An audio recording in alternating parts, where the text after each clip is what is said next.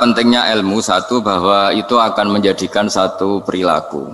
Misalnya begini ya, dulu itu kiai-kiai Jawa zaman dulu itu berpatokan karena dulu pemerintahan Hindia Belanda, seorang lagi masih pemerintahan Hindia Belanda. Itu dalil yang sering diutarakan itu sebaik-baiknya umara itu yang datang ke ulama, terus sejelek-jeleknya ulama itu yang datang ke umara. Tapi semenjak pemerintahan Indonesia dan kemudian ditandai beberapa tokoh kayak Gus Wahid putra Kiai Hasyim jadi Menteri Agama, ada Gus Wahid putra Kiai Wahab juga jadi Menteri Agama, ada Kiai Fathur Rahman keluarga Mbah Maimun, keluarga Sarang juga pernah jadi Menteri Agama. Kemudian bersamaan dengan itu dibangunlah satu pegangan ilmu. Pegangan ilmu ini penting karena ini yang mengilhami semua orang Islam, terutama ya utamanya ulamanya. Ada seorang ustadz, seorang guru ngaji yang karena melihat rata-rata penguasa itu zalim ya, datang ke Harun Ar-Rasyid. Ini perlu disemak, datang ke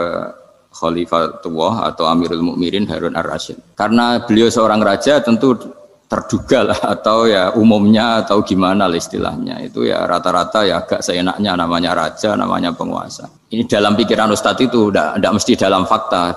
Kemudian si ustadz itu matur, ya Amirul Mukminin, inni nasihun lak famusyaddidun alaika fala tajidanna fi nafsika syai'an. Saya ini mau nasihati Anda, kemudian saya cara nasihati itu keras. Tolong jangan dimasukkan hati. Dia bilang famusyaddidun alaika. Saya nanti kalau nasihati itu keras sekali. Tolong dimaklumi, karena ini penting, karena Anda harus dinasihati secara keras. Tapi sebelum nasihat itu diutarakan, kata Harun Ar-Rasyid, karena beliau Bani Abbas dan beliau orang alim, termasuk muridnya Imam Malik. Kata Harun Ar-Rasyid, uskut, kamu diam Ustaz. Inna Allaha ta'ala arsala man huwa khairun minka ila man huwa syarrun minni. Wa ma'adhalika yaqulu Allahu ta'ala faqula lahu qawlan layyinal la'allahu yatadzakkaru aw yakhsha. Jadi ini sekaligus etika dan norma ya bagi semua dai di Indonesia dan semua kita. Wahai Ustadz kamu diam. Allah Ta'ala itu ngutus orang yang lebih baik ketimbang kamu, yaitu Nabi Musa, ke orang yang lebih jelek ketimbang saya, yaitu ke Fir'aun. Itu saja harus pakai etika faqula lahu qawlan layyinan. Kamu harus ngomong yang halus. Jadi intinya ini Harun Ar-Rasyid komplain. Kamu itu kalau jadi Ustadz ngaji kira-kira gitu. Jadi betapa baiknya orang dulu memahami Quran. Jadi Quran itu dibaca, kemudian kita mungkin baca terus jadi cerita, mungkin ada yang baca jadi perilaku, ada yang baca kemudian itu mengilhami, membentuk.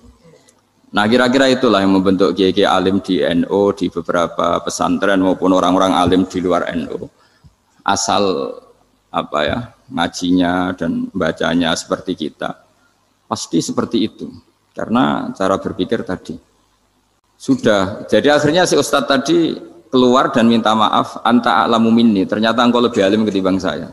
Jadi kalimat famusyaddidun alika, saya akan keras cara memberi nasihat, itu yang diket, yang dipotong, yang dibatalkan atau yang diralat oleh Khalifatullah Harun Ar-Rasyid. Yaitu dikatakan inna Allaha ta'ala arsala man huwa khairun minka ila man huwa syarrun minni. Yaitu Allah mengutus orang yang lebih baik ketimbang kamu, yaitu Nabi Musa, ke orang yang lebih jelek ketimbang saya, yaitu Fir'aun. Itu pun harus faqula lahu qawlan layyinan. Cara berdakwah harus dengan kata-kata yang halus, yang lembut, yang indah. Dan dengan kata-kata itu diharapkan la'allahu yatadzakkaru aw yakhsha. Semoga yang didakwai menjadi ingat. Sehingga dengan kemampuan ilmiah seperti ini menjadi pegangan bersama bahwa kita sebagai dai atau sebagai tetangga atau sebagai sama-sama warga Indonesia, bawaan kita memang harus faqula lahu qawlan layyinan la'allahu yatadzakkaru aw yakhsha. Kemudian dalam disiplin ilmu yang lain, halus itu tidak kuat.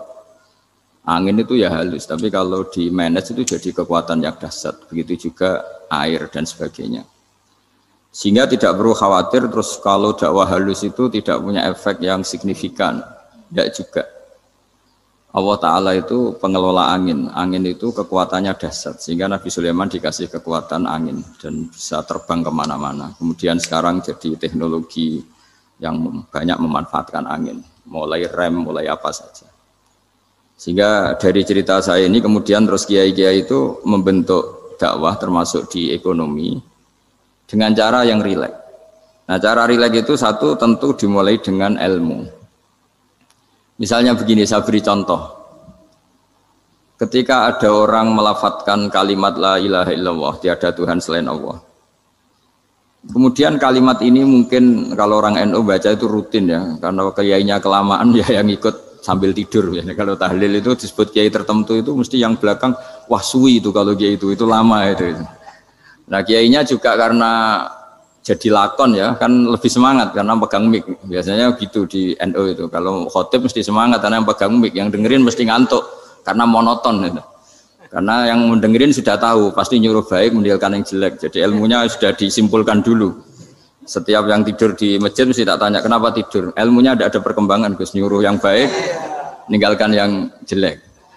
Tapi kalau ilmunya agak ada perubahan kan dengar semua pasti nyuruh yang jelek meninggalkan yang baik. Karena watak manusia itu agak-agak suka fitnah, itu suka geger. Tapi kalau monoton itu mesti enggak itu. Tapi yang menjadi pegangan kita, saya ulang lagi, itu ilmu dulu. Saya ulang lagi itu ilmu dulu. Saya berkali-kali menyontohkan, kalau ada orang kafir, orang yang tidak bersyahadat 70 tahun, kemudian dia bersyahadat sekali saja di akhir hayatnya. Itu kata Allah, qulil ladzina kafaru iyantahu yughfar lahum ma qad salaf. Katakan ke mereka yang kafir, jika dia mau bersyahadat, itu masa lalunya diampuni semua. Sehingga kedahsyatan kalimat ini luar biasa. Orang yang kafir 70 tahun saja, barokahnya la ilaha illallah ini, dosanya bisa diampuni semua. Nah kemudian karena ilmu ini tidak begitu populer atau kurang dipopulerkan, atau kita sendiri kurang menghayati, sehingga la ilaha illallah itu lebih dianalisis, cara lafadz ini, pelafatannya ada sanadnya enggak ya.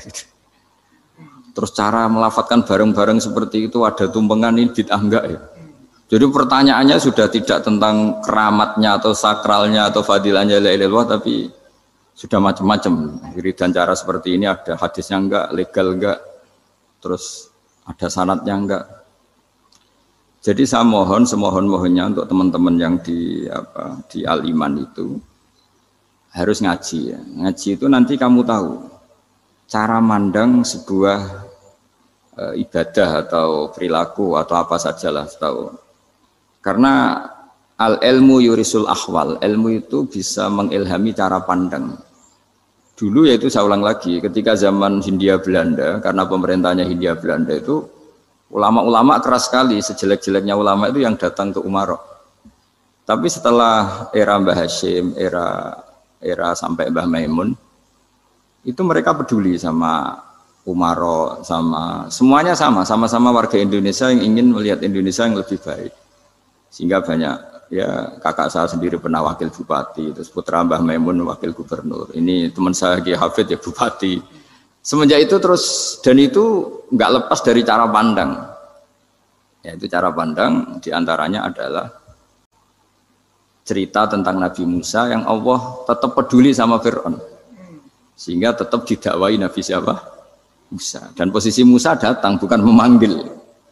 Ya, cuma kayak sampai sekarang tuh belum pernah ke kantor bupatinya Pak Hafid, karena kadang-kadang orang terus curiga mengajukan proposal, jadi agak repot. Ketemu bupati itu sialnya kiai kan mesti pikirannya orang bupati ini nyangoni, kiai ini disangoni itu terus kayak kita fakir miskin itu. Jadi makanya saya itu belum pernah datang, tapi alhamdulillah karena beliau berambisi menjadi wa khairul umara mayatuna babal ulama.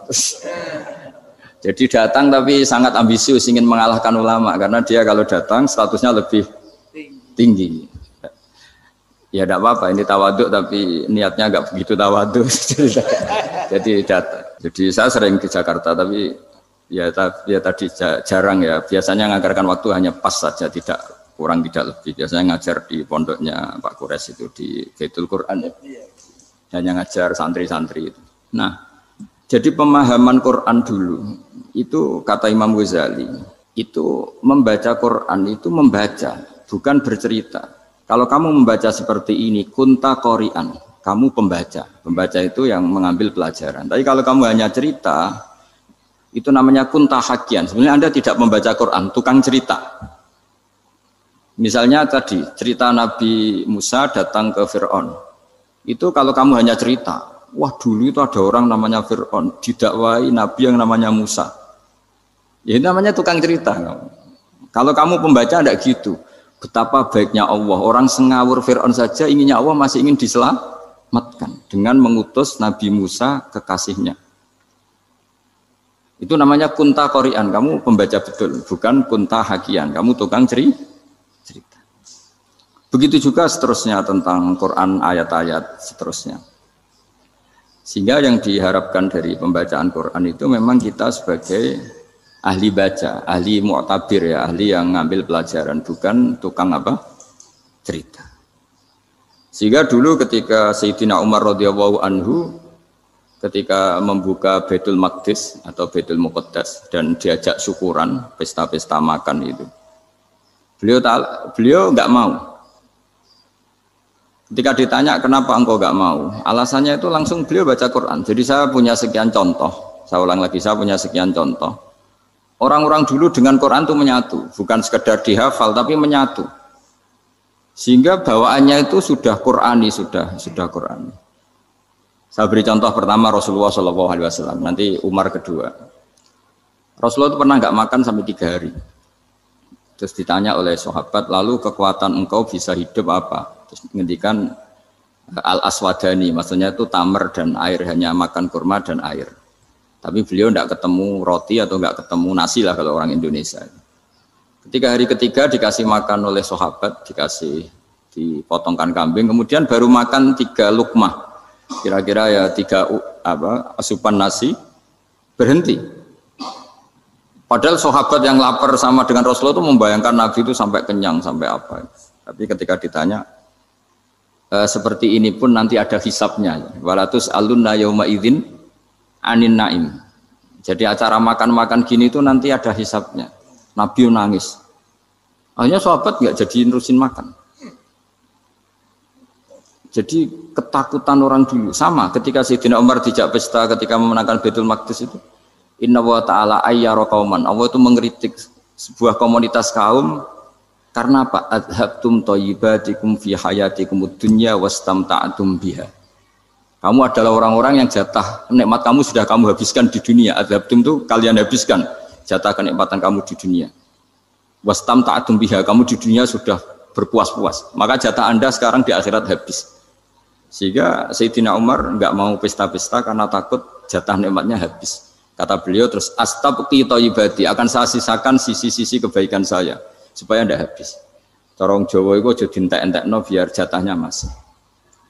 Sehingga di dunia kiai itu ya meskipun saya akrab bupati, akrab mungkin wakil gubernur, saya itu ya jarang ketemu.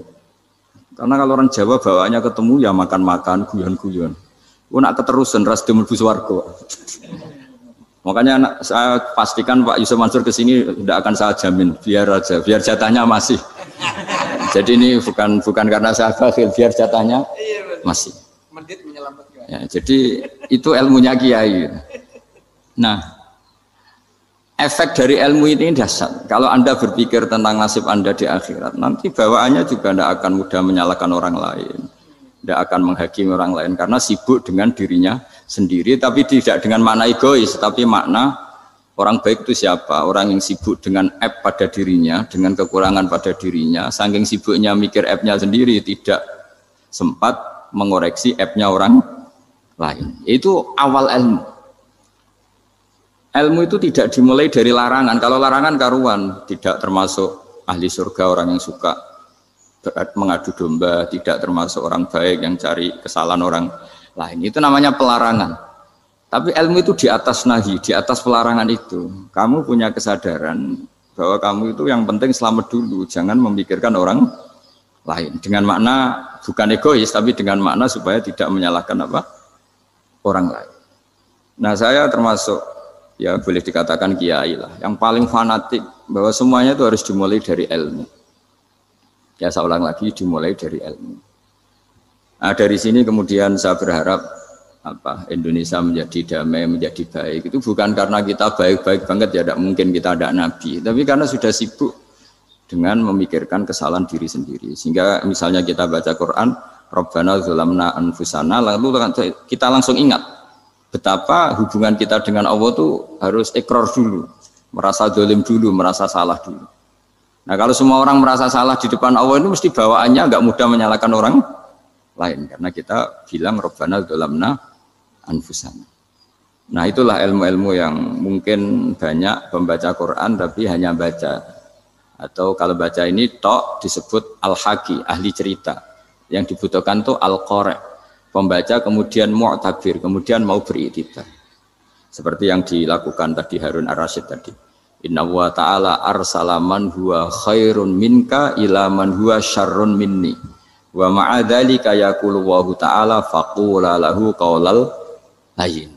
Ini kamu tidak usah memaksakan musyaddid keras sama saya, karena Allah Ta'ala telah mengutus orang lebih baik ketimbang kamu, yaitu Nabi Musa, ke orang yang lebih jelek ketimbang saya, yaitu Fir'aun. Itu saja harus beretika. Faqula lahu qaulal layyinan la'allahu yatadzakkaru aw yakhsha. Dan alhamdulillah bawaan kita sebagai orang Timur atau orang Jawa itu kalau mau ngandani orang itu halus sekali. Di antara bentuk kehalusan kata-kata diceritakan di ayat lain ketika Nabi Musa ketemu Fir'aun.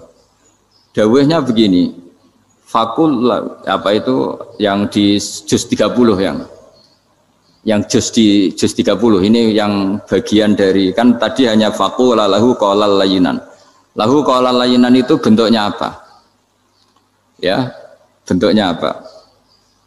Itu Nabi Musa disuruh ngendikan sama Fir'aun. Apakah kamu mau saya nasihati? Fakul halaka ila antazakka. Halaka itu pilihan, hal itu istifham. Laka itu otoritatif. Jadi betapa santonya kalimat itu. Fakul halaka ila antazakka.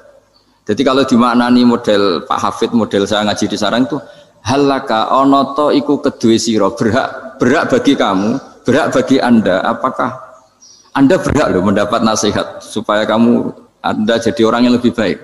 Halaka ila antazakka. Jadi tidak kalimat perintah, tapi kalimat pilihan. Apa engkau mau saya beri nasihat? Wahdiyaka ila rabbika fatakhsha. Dan saya beritahu kamu tentang Tuhan dan kemudian kamu menjadi orang yang baik, fatakhsha, orang yang punya khasyah, punya. Jadi kayak apa kalimatnya itu?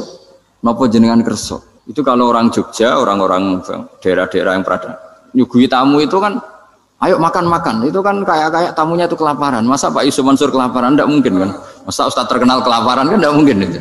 Monggo, napa jenengan ngersakno? Karena bisa saja tamunya itu tidak kerso, mungkin karena darah tinggi, mungkin karena takut dianggap fakir miskin, macam-macam kan orang tidak. Itu kalimatnya itu halaka ila antazakka. Kayak apa indahnya dakwah. Halaka ila antazakka itu ada kata laka itu ya terserah jenengan mau enggak. Wa ahdiyaka ila rabbika fatakhsha. Nah, itu yang disebut membaca. Kunta qari'an la hakian. Anda benar-benar membaca Quran, bukan sekadar penceri. Nah, kemudian ini yang terakhir saya juga baru, sebenarnya saya itu enggak pernah bilang sanggup itu, tapi Pak Ustadz Zakaria itu GR terus. Sampai tadi pagi itu saya belum tahu kalau ada acara ini. Ya karena saya kiai, jadi kalau kiai itu kan ingatnya sama Allah saja. Kalau sama manusia itu rontok-rontok lali gitu. Itu bukan memaksa, ya memang lupa. Sejauh mana sih pentingnya manusia kan tidak penting coro ilmu tasawuf itu. Tapi karena ini titipan Rasulullah SAW terus menjadi penting kan. Dititipi umat gak jenengan itu yang ya sudah ngaji ngatur kiai ribet itu. Kiai ini biasa ngaji kan, kiainya yang ngatur santri ini enggak. Pak Yai ngaji tanggal ini jam ini. Itu kan mengabaikan semua aktivitas kiai. Padahal jam ini mungkin saya punya jam. Mungkin jalan-jalan atau ngaji atau mutolaah atau munajat. Gara-gara Pak Zakaria ini kan terus Mas Tamam ini yang provokasi. Harus ngaji di jam ini, tema ini. Saya itu kalau ngaji ditentukan tema itu, ini memang saya agak keras di bab ini. Itu kayak ibarat gini loh. Saya ini dokter, kemudian ada orang yang sakitnya itu jantung, terus bilang ke saya, Pak dokter sembuhkan kukul saya. Wong penyakit ekstrimnya itu jantung, kok bila disembuhkan apa? Kukul. Kan gak penting, sembuh tidak sembuh, kukul itu kan gak penting. Jerawat itu. Kiai itu tahu kesalahan paling fatal manusia itu akidah. Tapi kadang-kadang mintanya ilmu yang tidak akidah, yang gak penting. Jadi kadang-kadang kiai itu ya digurui betul kalau di Indonesia. Misalnya ini tidak nyindir loh, memang marah betul kalau di bab-bab seperti ini. Tapi ini biar jadi ilmu masif, ilmu yang general. Saya ulang lagi ya, Anda jadi dokter, tahu pasien Anda ini penyakit jantung kronis atau sudah fatal lah sudah. Terus orang itu bilang, Pak Yai, itu Pak dokter, tolong obati kulit saya supaya tidak jerawatan. Kamu bilang ini orang aneh enggak? Aneh kan? Nah, kiai juga gitu. Saya sering itu ada orang mau haji gitu. Gus doain saya jadi haji mabrur. Pernah belajar haji, Pak? Dereng. Mungkin enggak orang belum belajar nyupir terus kemudian minta didoain, Gus saya mau nyupir doain selamat. Mau nyupir aja enggak bisa kok minta doa selamat. Harusnya urutannya kan belajar dulu baru minta doa. Tapi kali ini aliman bener ngajaknya akidah dulu, ahli sunnah kan. Nah itu bener karena akidah itu hal yang prinsip memang harus. Kalau kebetulan nggak bener taruh visi betul. Untungnya kok temanya bener. Jadi saya mohon ke seluruh orang-orang yang mau ngaji ke kiai itu tema itu biar yang milih kiai supaya tahu prioritas yang harus benahin. Jangan tema yang kita yang milih, jangan-jangan tema yang kita pilih itu tidak mendesak atau tidak penting. Ini bukan apa-apa, ini saking ingin baik saya ya, keinginan baik saya supaya dulu zaman sahabat ya gitu. Kalau ada pertanyaan salah sama Nabi dibenerin, cuma Nabi terlalu bijak, cara benerin tuh enak. Kalau saya karena tidak Nabi saja ya agak-agak kasar kan, kalau tidak Nabi tidak wajib bener terus, yang wajib bener terus itu Nabi. Saya beri contoh ya, Nabi itu ngendikan tentang kiamat, kiamat itu dahsyat, mengerikan gini-gini. Kalau pikirannya orang kampung itu begini, Nabi ini aneh. Cerita kiamat dahsyat tapi nggak ada tanggalnya, ada tahunnya. Harusnya ada dong biar kita bisa persiapan. Sehingga Nabi disomasi di tengah-tengah khutbah itu, ya Rasulullah mata sa'ah. Nah, karena ini orang Bedui, Nabi nggak dengerin, masih ulang lagi. Mata sa'ah ya Rasulullah. Ketika Nabi mengabaikan itu ada dua kelompok sahabat, yang satu bilang lam yasma, Nabi tidak dengar sehingga mengabaikan. Yang kedua bilang sami'a wa kariha, Nabi sebenarnya mendengar tapi tidak berkenan. Tapi diulang lagi ketiganya, ya Rasulullah mata sa'ah. Akhirnya Nabi jawab, mau tidak mau, karena kalau enggak ya namanya orang Bedui ngomong terus. Nabi balik tanya, ya karena cara berpikir dia kalau kiamat itu jelas kapannya kan bisa persiapan itu. Paling enggak pas mau kiamat, terus pas ngaji Quran, apa kan bisa persiapan itu. Akhirnya Nabi balik tanya, ma'atatalaha. Kalau kamu berani tanya kiamat, lalu persiapan kamu apa? Ya terus orang itu bilang masyhur itu, ma'atatulaha kabiro sholatin wala siyamin wala kada wa kada walakinni uhibbuka. Saya sebenarnya tidak punya persiapan ya Rasulullah, cuma persiapan banyak puasa ya enggak, banyak sholat enggak, tapi saya mencintai engkau. Masyhur itu jadi hadis paling legenda, almar'u ma'aman ahabba, sebagian disebut anta ma'aman ahbabta. Ini kata semua sahabat yang di masjid. Si Bedui ini orang paling dibenci sahabat karena mengganggu Nabi saat khutbah, tapi akhirnya ini menjadi orang paling dicintai sahabat karena barokahnya itu hadis itu keluar secara terbuka, almar'u ma'aman ahabba. Sebagian riwayat yuhsyarul mar'u ma'aman ahabba. Nanti orang akan sowan sama Allah bersama orang yang mereka cintai. Itu sahabat-sahabat fama farihu ba'dal Islam farahahum bihadal hadis. Mereka tidak pernah senang setelah masuk Islam sesenang hadis ini. Karena kita tidak perlu soleh-soleh banget, cukup menyintai orang apa? Soleh gitu. Makanya saya sekali bilang itu ya, kadang-kadang saya jadi orang alim itu ya rugi. Ruginya tadi. Misalnya untuk menjadi orang alim kan harus hafal Quran, ngaji Bukhari, Muslim, Ikhya. Ternyata pengumuman kedua orang nggak bisa apa-apa. Gelombang kedua para pecinta, waduh, itu kan repot ya. Jadi kita yang jadi orang alim susahnya bukan main, ternyata disaingi pengumuman kedua dan para pecintanya. Wah itu kan akhirnya ketemu orang-orang nggak jelas tadi. Nah itu ya termasuk farah dalam Islam, farhatul aibin. Jadi senang itu di Islam itu ibadah. Ya kul bi fadlillah wa bi rahmati fa bidzalika falyafrahu. Senang itu diperintahkan Allah. Saya tuh sering di kamar, kadang itu nyun sewu kayak gatelan gitu, apa itu. Ya agak kukur-kukur terus merengut saja malu. Malu saya itu dilihat Allah kok kayak agak ridho itu malu.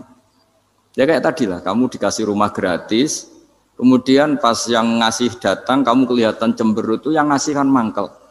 Jadi dikasih gratis masih cemberut. Sama hubungan kita dengan Allah itu semuanya dikasih gratis. Makanya tabassum, senyum itu ibadah. Kita yang nekuni ilmu hadis. Betapa hebatnya Nabi ngendikan, kalau kamu tidak bisa ibadah yang berat-berat, cukup ibadah senyum. Kadang ngendikan tol qati wajhin, kamu cukup berwajah yang indah, yang menyenangkan. Tabassum, senyum. Kalau kamu tidak bisa membalas jasanya orang yang ngasih, minimal kamu senyum, lihat minimal kamu kelihatan senang. Gitu. Makanya senang itu sudah ibadah. Dan sekarang orang untuk senang saja susah. Karena bawaannya nuntut orang lain supaya kayak keinginan dia, bawaannya nuntut, ya ribet. Kalau gitu ya ribet. Makanya saya bilang al ilmu yurisul ahwal. Ilmu itu diperkuat. Nanti yurisul ahwal. Ilmu itu akan membentuk Anda. Dulu beberapa raja itu ya mau luhur karena jadi raja. Punya apa saja. Tapi punya penasihat ulama. Itu ya nasihat itu sederhana. Ada seorang raja tanya ke kiai. Gimana dengan semua kerajaan saya? Wah, padahal dia punya apa saja. Jenengan miskin sekali. Itu kerajaan seluas ini. Kok bisa aja? Terus ditanya sama si ulama tadi. Andaikan Anda di padang pasir. Kemudian kalau tidak minum segelas air itu mati. Apakah Anda akan membeli segelas air ini dengan semua kerajaan Anda? Oh iya, pasti apapun saya lakukan untuk mendapat satu gelas air. Terus la tafrah bimulkin la yusawi syarbatamain. Kamu jangan bangga dengan kerajaan yang nilainya itu enggak sebanding dengan segelas apa? Air. Akhirnya raja itu mikir, saya tidak jadi raja bisa hidup. Tapi kalau enggak minum air mati. Berarti penting satu gelas air. Akhirnya lama-kelamaan ini anggap kerajaan itu biasa, ternyata nggak sepenting segelas air. Ya seperti kita lah, misalnya orang nggak punya alpat itu tidak malu, tapi kalau nggak punya celana itu malu. Kamu mau punya alpat tapi nggak punya celana? Kan nggak mau. Yaitu ilmu itu yurisul ahwal, ilmu akan melahirkan satu perilaku. Jadi kalau ilmu Anda mantap, pasti syukurnya juga mantap. Gitu.